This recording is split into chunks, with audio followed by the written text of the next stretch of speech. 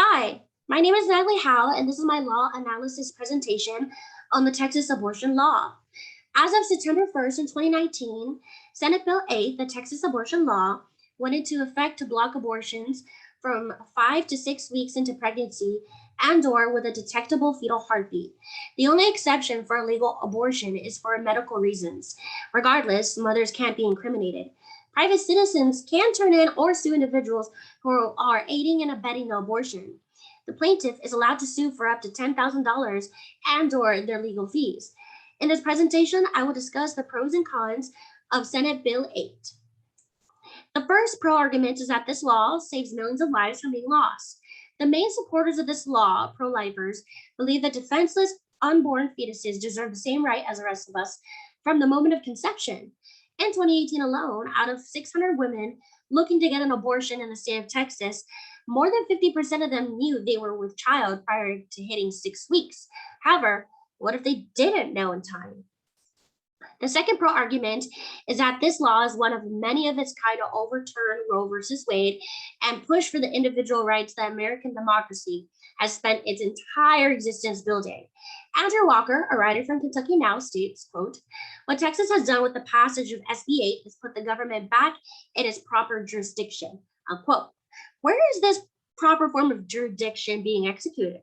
Well, you can see it right here in the map of the states that start off as heavily banned to those who have no laws to protect or restrict women from obtaining an abortion.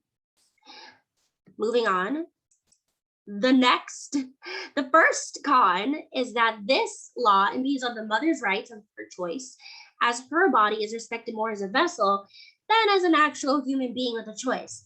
As a public, we should question the reasoning for the pro-choicers' beliefs.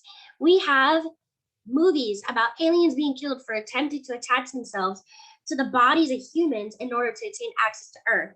So why is it possible to detach any human sentiment for a foreign body being killed off from the host, but have zero left for an actual human being?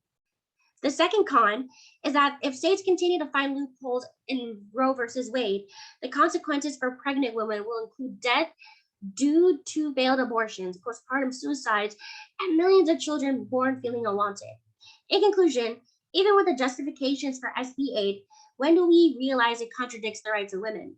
The attempt to revert back into an America that has a history of being non inclusive is a step back in time, especially for women of color.